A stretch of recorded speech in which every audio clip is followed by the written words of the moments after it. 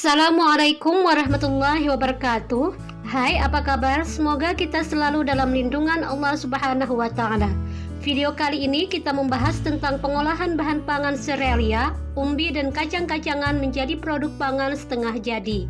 Prakarya SMP MTS kelas 8 bab 5 semester 1. Berikut peta materi bab 5 yang akan kita bahas pada video kali ini. Pangan olahan adalah makanan dan atau minuman hasil proses dengan metode tertentu dengan atau tanpa bahan tambahan pangan. Olahan pangan setengah jadi adalah mengolah bahan pangan dengan proses pengawetan baik secara kimia, fisik maupun mikrobiologi menjadi aneka ragam bahan olahan pangan setengah jadi sebagai bahan baku pangan. Keuntungan bahan pangan olahan setengah jadi yaitu 1. Menjadi bahan baku yang fleksibel untuk industri pengolahan lanjutan. 2. Dapat diperjualbelikan antar daerah dan sebagai komoditas ekspor. 3. Aman dalam distribusi dari satu tempat ke tempat lainnya. 4.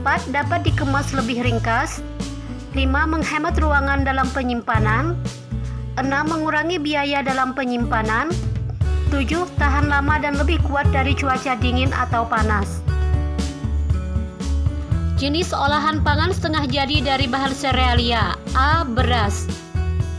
Bahan pangan setengah jadi dari beras yaitu kerupuk jendar, rengginang, tepung beras, bihun, serta beras instan.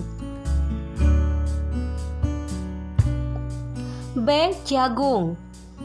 Bahan pangan setengah jadi dari jagung yaitu jagung pipil kering, beras jagung, tepung jagung atau biasa disebut maizena, dan jagung instan. C. Gandum. Bahan pangan setengah jadi dari gandum yaitu berbagai jenis pasta, mie, dan tepung gandum atau tepung terigu. D. Sorghum. Bahan pangan setengah jadi dari sorghum yaitu dapat berupa beras atau biji dan tepung. Selanjutnya jenis olahan pangan setengah jadi dari bahan umbi. A. Ubi jalar. Bahan pangan setengah jadi dari ubi jalar ada pati, gaplek, dan tepung ubi jalar. Singkong atau ubi kayu. Bahan pangan setengah jadi dari ubi kayu dapat diperhatikan pada gambar berikut.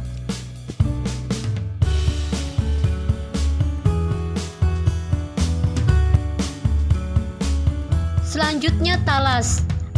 Adapun bahan olahan setengah jadi dari talas yaitu berupa tepung talas. D. Kentang. Bahan pangan setengah jadi dari kentang yaitu berupa tepung kentang atau dapat pula kentang beku. Berikut adalah perbedaan tepung dan pati seperti pada video. Selanjutnya teknik pengolahan. Serealia, kacang-kacangan, dan umbi memiliki berbagai macam karakteristik sehingga teknik pengolahannya pun tidak bisa hanya dengan teknik pengolahan dasar, tetapi perlu menggunakan teknik pengawetan. Manfaat pengawetan yaitu 1. Bahan pangan dapat bertahan lama, bergizi untuk dikonsumsi dan dapat dikonsumsi kapan saja dan di mana saja. 2. Menetralkan racun-racun alami yang tidak dikehendaki pada bahan pangan. Metode teknik pengawetan dibedakan menjadi pengawetan secara fisik, secara biologis, dan secara kimiawi. Kita bahas pengawetan secara fisik, meliputi pengawetan dengan suhu rendah, pengawetan dengan suhu tinggi, dan pengeringan. Pengawetan dengan suhu rendah adalah memasukkan bahan pangan pada lemari pendingin, dibedakan menjadi pendinginan dan pembekuan. Ditujukan untuk menghambat pertumbuhan mikroorganisme pembusuk dan tidak dapat membunuh bakteri, namun hanya menghambat aktivitasnya saja. Pada pengawetan dengan suhu tinggi yang perlu diperhatikan yaitu mematikan mikroba pembusuk dan tidak menyebabkan penurunan gizi dan cita rasa makanan. dibagi menjadi pasteurisasi, sterilisasi, dan blanching. Sterilisasi berarti membebaskan bahan dari semua mikroba agar mempunyai daya awet yang tinggi, yaitu beberapa bulan sampai beberapa tahun, misalnya pada pengalengan. Pengalengan adalah suatu cara pengawetan bahan pangan yang dipak secara hermetis, yaitu kedap terhadap udara, air, mikroba, dan benda asing lainnya dalam suatu wadah yang kemudian disterilkan secara komersial untuk membunuh semua mikroba patogen.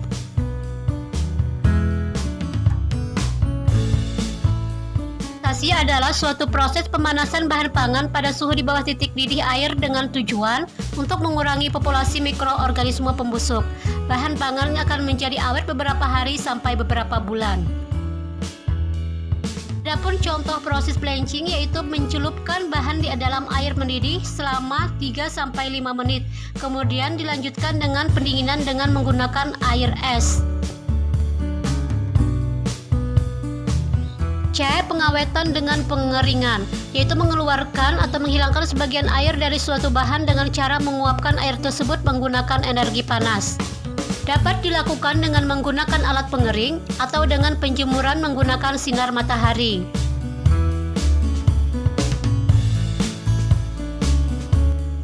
Dua, pengawetan secara biologis meliputi fermentasi, enzim, dan bakteri laktat. Fermentasi merupakan proses perubahan dari karbohidrat menjadi alkohol. Zat yang bekerja pada proses ini ialah enzim yang dibuat oleh sel itu sendiri. Contoh pada pembuatan tape ketan dan tape singkong. Enzim adalah suatu katalisator biologis yang dihasilkan oleh sel hidup dan dapat membantu mempercepat bermacam reaksi biokimia. Enzim yang biasa digunakan dalam pengolahan daging yaitu bromelin dari nenas dan papain dari getah buah pepaya.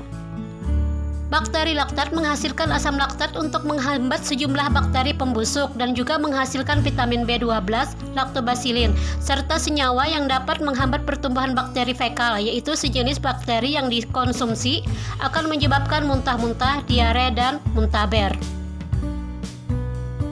Contoh olahan yang paling terkenal yaitu oncom, kecap, tauco, serta terasi.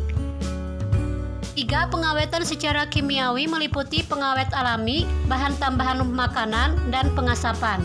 Alami yang biasa digunakan seperti gula, garam, bawang putih, cuka, kunyit, dan kluwek.